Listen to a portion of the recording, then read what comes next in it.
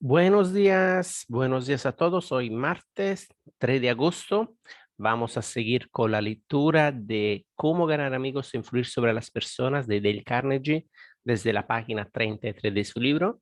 Yo soy Gino Carpentieri y estamos conectados desde la plataforma de TGU de Top Guy United. Vamos a empezar con la lectura del día de hoy.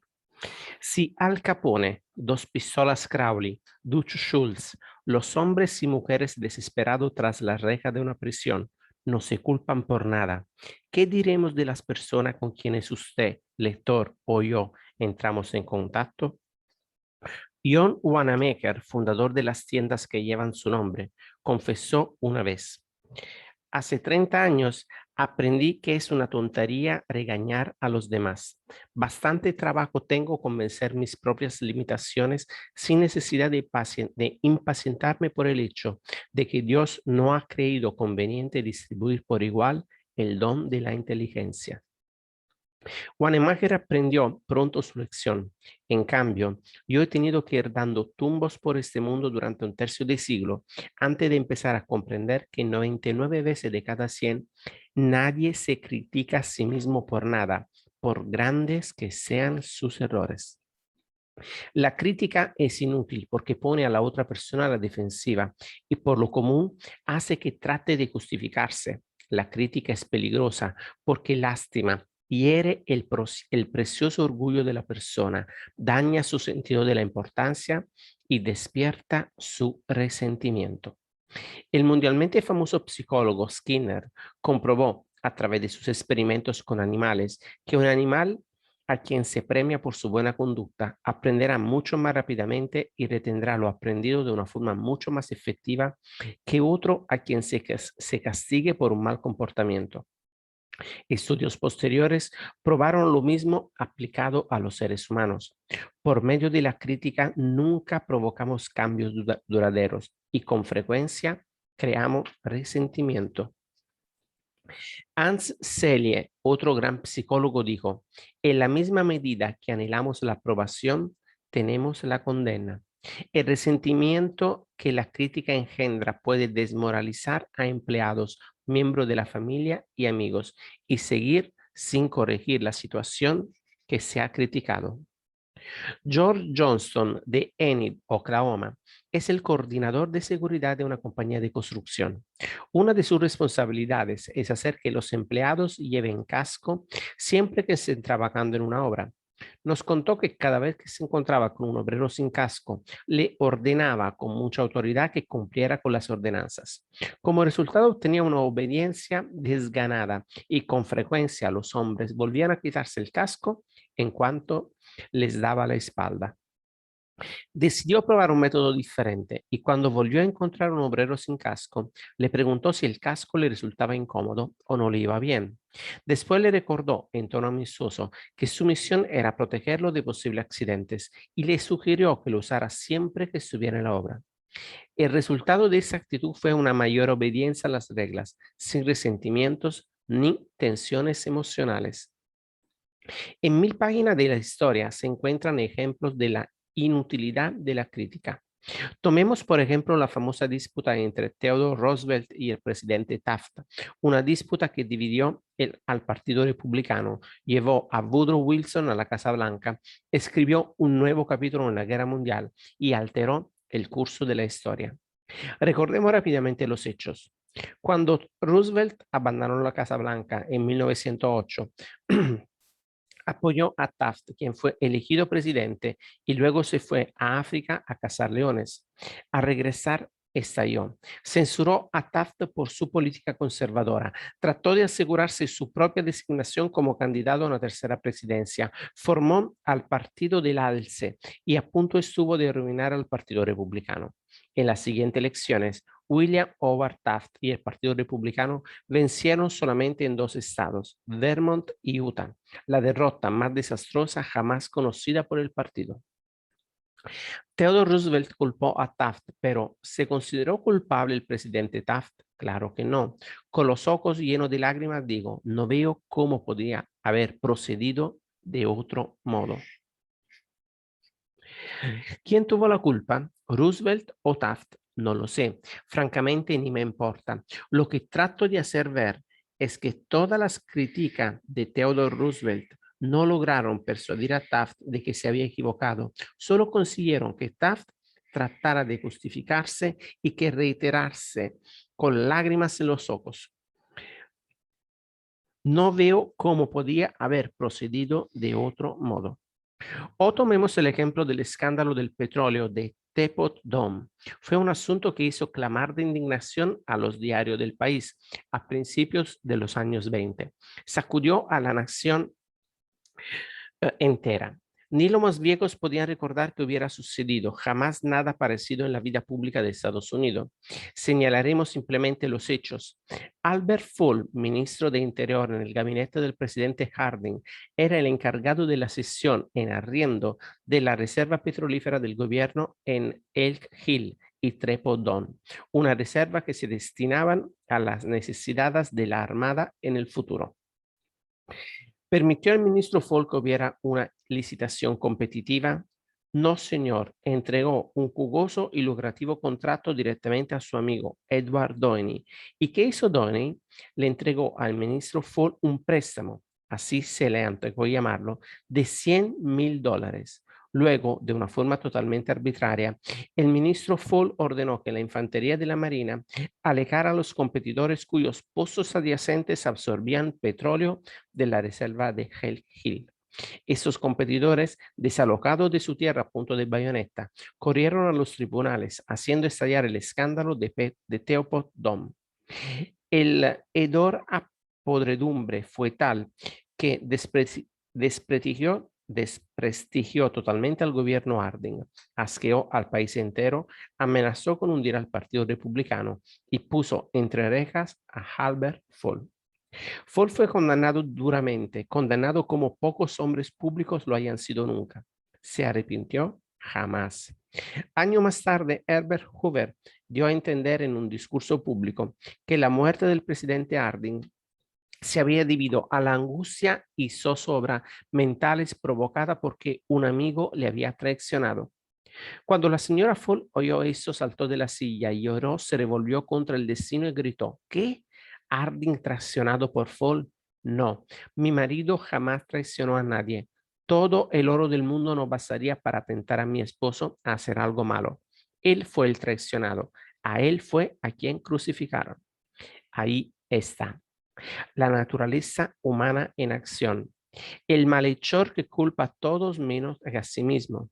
Todos somos así, de modo que cuando usted o yo nos sintamos tentados a criticar a alguien, recordemos a Al Capone, a Dos Pistolas Crowley y a Albert Fall. Comprendamos que las críticas son como palomas mensajeras, siempre vuelven al nido. Comprendamos que la persona a quien queremos corregir y censurar probablemente tratará de justificarse y de censurarnos a su vez. O como el amable Taft dirá, no veo cómo había haber procedido de otro modo. En la mañana del sábado del 15 de abril de 1865, Abraham Lincoln yacía moribundo en un dormitorio de una pobre pensión frente al Teatro Ford, donde Booth había disparado contra él. El largo cuerpo de Lincoln estaba tendido en diagonal a través de una vieja cama que era demasiado corta para él. Una mala reproducción del famoso cuadro La Feria de Caballo de Rosa Bonheur pendía sobre la cama y la mortecina llama de un mechero de gas parpadeaba con su luz amarillenta. Mientras Lincoln agonizaba, el ministro de la guerra, Stanton, dijo: aquí yace el más perfecto gobernante que el mundo haya conocido jamás. ¿Cuál era el secreto del éxito de Lincoln en su trato con los hombres? Yo estudié la vida de Abraham Lincoln durante 3 años y dediqué 3 años enteros a escribir y repasar un libro titulado Lincoln, el desconocido. Creo haber hecho un estudio tan detallado y minucioso de la personalidad y la vida privada de Lincoln como puede hacerse. Estudié de forma especial el método de Lincoln para tratar con sus semejantes. ¿Se dedicaba a criticarlos? Pues sí, cuando era joven en el Valle Pigeon, Pigeon Creek de Indiana no solamente criticaba, sino que escribía cartas y poemas ridiculizando a los demás y los dejaba en los caminos vecinales en la seguridad de que alguien los encontraría. Una de esas cartas despertó resentimiento que duraron toda la vida. Incluso cuando ya era abogado en activo en Springfield, Illinois, Lincoln atacaba abiertamente a sus rivales en cartas que publicaban los periódicos, pero se exilió. En el otoño de 1842 se burló de un político irlandés, vano y belicioso, llamado James Shields. Lincoln lo ridiculizó sin piedad en una carta anónima publicada en el Springfield Journal. La ciudad entera estalló en carcajadas. Shields, susceptible y orgulloso, estallaba de indignación. Descubrió quién había escrito la carta, saltó a caballo, buscó a Lincoln y lo desafió a duelo. Lincoln no quería pelear, se oponía a los duelos, pero no podía negarse sin menoscabo para su honor. Se le dio a escoger las armas. Como tenía brazos muy largos, escogió sables de caballería. Tomó lecciones de esgrima de un militar de West Point y el día señalado, él y Shields se encontraron en un banco de arena del Mississippi, dispuestos a luchar hasta la muerte. Por fortuna, en el último momento intervinieron los padrinos y evitaron el duelo. Ese fue el incidente personal más espeluznante en la vida de Lincoln. Le enseñó una lección inestimable en el arte de tratar con los demás. Nunca volvió a escribir una carta insultante, nunca volvió a ridiculizar a nadie y desde entonces casi nunca criticaba a nadie. Una vez tras otra, durante la Guerra Civil, Lincoln puso un nuevo general al frente del ejército de Potomac y cada uno de ellos, McLean, Pope, Burnside, Hooker, Meade, cometía algún trágico error y hacía que Lincoln midiera su despacho a grandes pasos, presa de la desesperación. Media nación censuraba acremente a esos generales incompetentes, pero Lincoln, sin malicia para nadie, con caridad para todos, conservaba la calma. Una de sus máximas favoritas era, no juzgue si no quiere ser juzgado. Y cuando la señora Lincoln y otras personas hablaban duramente de los sureños, Lincoln respondía, no lo censuráis, no lo censuréis, son tal como seríamos nosotros en circunstancias similares. No obstante, si un hombre ha tenido alguna vez motivos para criticar, ese hombre ha sido Lincoln, a buen seguro. Tomemos un ejemplo. La batalla de Gettysburg se libró en los primeros 3 días de julio de 1863. En la noche del 4 de julio, Lee comenzó retirada hacia el sur, en tanto que una gran tormenta inundaba de lluvia la tierra. Cuando Lee llegó al Potomac con su ejército derrotado, se encontró con un río embravecido e intransitable frente a él y con el victorioso ejército de la Unión pisándole los talones. Lee estaba atrapado. No podía escapar. Lincoln lo advirtió. Ahí tenía una oportunidad de oro, un regalo del cielo, la oportunidad de capturar al ejército de Lee y poner término inmediato a la guerra. Así pues, imbuido de una gran esperanza, Lincoln ordenó a Meade que no convocara un consejo de guerra, que atacara inmediatamente a Lee. Lincoln telegrafió esas órdenes y luego envió un mensajero especial a Meade exigiendo una acción inmediata. ¿Qué hizo el general Meade? Exactamente lo contrario de lo que se le ordenaba. Convocó un consejo de guerra en directa contradicción con las órdenes de Lincoln. Vaciló, esperó, telegrafió todo tipo de excusas, se negó rotundamente a atacar a Lee. Por fin bajaron las aguas y Lee escapó a través del Potomac con sus fuerzas. Lincoln estaba furioso. ¿Qué significa esto? Gritó a su hijo Robert. Gran Dios, ¿qué significa esto? Los teníamos a nuestro alcance, solo teníamos que alargar los brazos y eran nuestros. Y sin embargo, nada de lo que dije o hice logró que el ejército avanzara. En esa circunstancia, cualquier general podría haber vencido a Lee. Si yo hubiera ido, yo mismo lo podría haber derrotado. Sintiendo una gran decepción, Lincoln se sentó a escribir esta carta a Meade. Y recuérdese que en este periodo de su vida era sumamente conservador y moderado en su fraseología. De modo que esta carta, escrita por Lincoln en 1863, equivalía a la reprimenda más severa. Mi querido general, No creo que comprenda usted la magnitud de la desgracia que representa que Lee haya escapado. Estaba a nuestro alcance y su captura hubiera significado, en unión con nuestros otros triunfos recientes, el fin de la guerra. Ahora la guerra se prolongará indefinidamente. Si no pudo atacar a Lee con confianza el lunes pasado, ¿cómo podrá hacerlo ahora al sur del río, cuando solo puede llevar consigo unos pocos hombres, no más de los 2/3 de la fuerza de que disponía entonces? Sería irrazonable esperar, y yo no lo espero, que ahora pueda usted lograr mucho. Su mejor oportunidad ha desaparecido y yo soy indeciblemente afligido por esta causa. ¿Qué haría Meade al leer esta carta? Meade no vio jamás esta carta. Lincoln no la envió. Fue hallada entre sus papeles después de su muerte.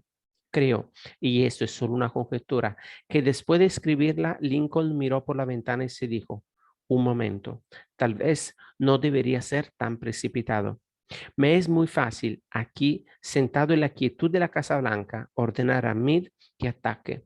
Pero si hubiese estado en Gettysburg y hubiese visto tanta sangre como ha visto Meade la última semana, y si el clamor y los desgarradores gritos de los heridos y los moribundos hubiera perforado mis oídos, quizás yo tampoco habría tenido tantas ansias de atacar. Si yo tuviese el temperamento timorado de Meade, quizás habría hecho lo mismo que él. De todos modos, es agua pasada. Si envío esta carta, desahogaré mis sentimientos, pero haré que Meade trate de justificar sus actos. Haré que él me censure a mí. Despertaré resquemores, disminuiré su utilidad futura como comandante y acaso lo fuerce a abandonar el ejército. Y Lincoln dejó al lado la carta, porque por amarga experiencia había aprendido que las críticas y reproches acerbos son casi siempre inútiles. Theodore Roosevelt ha dicho que cuando como presidente se veía ante algún grave problema, solía recostarse en su sillón y mirar un gran retrato de Lincoln que había sobre su escritorio en la Casa Blanca y se preguntaba, ¿qué haría Lincoln si estuviera en mi lugar? ¿Cómo resolvería este problema? La próxima vez que sintamos la tentación de reprocharle algo a alguien, saquemos un billete de $5 del bolsillo, miremos el retrato de Lincoln y preguntémonos, ¿cómo resolvería Lincoln ese problema si estuviera en mi lugar? Mark Twain solía perder la paciencia y escribía cartas que quemaban el papel. Por ejemplo, una vez le escribió a un hombre que había despertado su ira. Lo que usted necesita es un permiso de entierro. No tiene más que decirlo y le conseguiré uno. En otra ocasión le escribió a un editor sobre los intentos de un corrector de prueba de mejorar mi ortografía y puntuación. Ordenó lo siguiente: imprima de acuerdo con la copia que le envió y que el corrector se guarde sus sugerencias en la masa podrida de su cerebro. Mark Twain se sentía mejor después de escribir esas cartas hirientes. Le permitían descargar la tensión y no hacían daño a nadie porque la esposa del escritor las retiraba del correo. Nunca se enviaban. ¿Conoce usted a alguien que desearía modificar, irregular y mejorar? Bien, espléndido. Yo estoy a favor, pero ¿por qué no empezar por usted mismo? Desde un punto de vista puramente egoísta, esto es mucho más provechoso que tratar de mejorar a los demás. Sí, y mucho menos peligroso. No te quejes de la nieve en el techo del vecino, sentenció Confucio, cuando el umbral de tu casa está aún por limpiar. Cuando era aún joven y me esforzaba por impresionar a los demás, escribí una estúpida carta a Richard Harding Davis, autor que por entonces destacaba en el horizonte literario de Estados Unidos. Yo estaba preparando un artículo sobre escritores y pedí a Davis que me contara su método de trabajo. Unas semanas antes había recibido de no sé quién una carta con esta nota al pie, dictada pero no leída. Me impresionó mucho. Pensé que quien escribía debía ser un personaje importante y muy atareado. Yo no lo era, pero deseaba impresionar a Richard Harding Davis y terminé mi breve nota con las palabras, dictada pero no leída. Él ni siquiera se molestó en contestarme. Me devolvió mi nota con esa frase al pie. Su mala educación, solo es superada por su mala educación. Es cierto que yo había cometido un error y quizá mereciera el reproche, pero por ser humano me hirió. Me hirió tanto que 10 años más tarde, cuando leí la noticia de la muerte de Richard Harding Davis, la única idea que persistía en mi ánimo, me vergüenza admitirlo, era el reproche que me había hecho. Si usted o yo queremos despertar mañana un resentimiento que amargue la vida de alguien hasta la muerte, no tenemos más que hacer alguna crítica punzante. Con eso basta y no importa lo seguro que estemos de que la crítica sea justificada. Cuando tratamos con la gente debemos recordar que no tratamos con criaturas lógicas, tratamos con criaturas emotivas, criaturas erizadas de prejuicio e impulsadas por el orgullo y la vanidad. Las críticas acerbas hicieron que el sensible Thomas Hardy, uno de los mejores novelistas que han enriquecido la literatura inglesa, dejara de escribir novelas para siempre. Las críticas llevaron a Thomas Chatterton, el poeta inglés, al suicidio. Benjamin Franklin, carente de tacto en su juventud, llegó a ser tan diplomático, tan diestro para tratar con la gente que fue nombrado embajador de Estados Unidos en Francia. El secreto de su éxito: no hablaré mal de hombre alguno, decía, y de todo diré lo bueno que sepa. Cualquier tonto puede criticar, censurar y quejarse, y la mayoría de los tontos lo hacen, pero se necesita carácter y dominio de sí mismo para ser comprensivo y capaz de perdonar. Un gran hombre, aseguraba Carlyle, demuestra su grandeza por la forma en que trata a los pequeños. Bob Hoover, famoso piloto de pruebas y participante habitual en los espectáculos de aviación, volvía una vez a su casa en Los Ángeles, de uno de esos espectáculos que había tenido lugar en San Diego. Según el relato en la revista Operaciones de Vuelo, a 100 metros de altura los dos motores se pararon súbitamente. Gracias a su habilidad, Hoover logró aterrizar, pero el avión quedó seriamente dañado, aunque ninguno de sus ocupantes resultó herido. Lo primero que hizo Hoover después del aterrizaje de emergencia fue inspeccionar el tanque del combustible. Tal como sospechaba, el viejo avión a hélice, reliquia de la Segunda Guerra Mundial, había sido cargado con combustible de reactor en lugar de gasolina común que consumía. Al volver al aeropuerto pidió ver al mecánico que se había ocupado del avión. El joven estaba enfermo de angustia por su error. Se le saltaron las lágrimas al ver acercarse a Hoover. Su equivocación había provocado la pérdida de un avión muy costoso y podía haber causado la pérdida de 3 vidas. Es fácil imaginar la ira de Hoover. No es difícil prever la bronca que el soberbio y meticuloso piloto se disponía a pegarle al mecánico por su negligencia. Pero Hoover no lo riñó, ni siquiera lo criticó.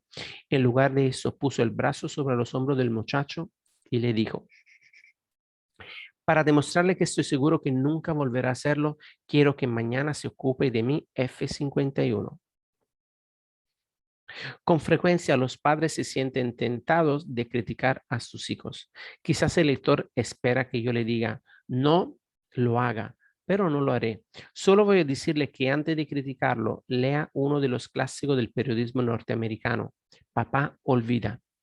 Apareció por primera vez como editorial en el diario People's Home Journal. Lo publicamos aquí con permiso del autor, en la versión abreviada de la revista Selecciones de Reader Digest. Papá Olvida es una de esas pequeñas obras escritas de un tirón en un momento de emoción sincera. Encuentran eco en tantos lectores que se reeditan una y otra vez. Desde que apareció por primera vez hace unos 15 años, ha sido reproducida, nos dice el autor Livingston Lerner, en centenares de revistas y diarios del país entero. También ha sido publicada infinitas veces en muchos idiomas extranjeros.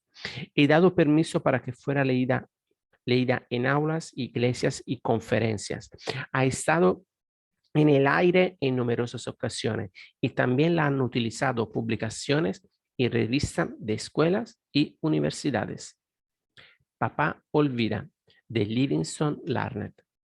Escucha, hijo, voy a decirte esto mientras duermes. Una manecita metida bajo la mejilla y los rubios rizos pegados a tu frente húmeda. He entrado solo en tu cuarto hace unos minutos mientras leía el diario en la biblioteca. He sentido una ola de remordimiento que me ahogaba. Culpable, he venido junto a tu cama. Esto es lo que pensaba, hijo. Me había enfadado contigo. Te regañé cuando te vestías para ir a la escuela, porque apenas te había pasado la toalla mojada por la cara. Te reprendí porque no te habías limpiado los zapatos. Te chillé enfadado cuando tiraste tus cosas al suelo. Durante el desayuno también encontré motivos de crítica. Derramabas la leche, engullías la comida, ponías los codos sobre la mesa, untabas demasiada mantequilla en el pan. Y cuando te ibas a jugar y yo me encaminaba a coger el tren y agitando la mano me gritaste, adiós, papá. Yo fruncí el entrecejo y te respondí, yergue los hombros. Y por la tarde todo se repitió de nuevo. Al acercarme a casa te vi de rodillas jugando a canicas. Tenías agujeros en los calcetines. Te humillé ante tus amigos haciéndote ir a casa delante de mí. Los calcetines eran caros y si tuvieras que comprarlos tú, tendrías más cuidado. Pensar, hijo, que eso lo diga un padre. ¿Recuerdas que más tarde, cuando yo estaba leyendo en la biblioteca, entraste tímidamente con una expresión dolida de los ojos? Cuando te miré por encima del periódico, impaciente por la interrupción, vacilaste la puerta. Y yo te pregunté con brusquedad, ¿qué quieres ahora? No dijiste nada, pero cruzaste la habitación de un salto y me echaste los brazos al cuello y me besaste. Y tus bracitos me apretaron con un cariño que Dios había hecho florecer en tu corazón y que ni siquiera mi abandono podía marchitar. Y luego te ibas y se oían tus pasos ligeros escalera arriba. Bien, hijo, fue poco después cuando el periódico me resbaló de entre las manos y un miedo terrible y angustioso me inundó.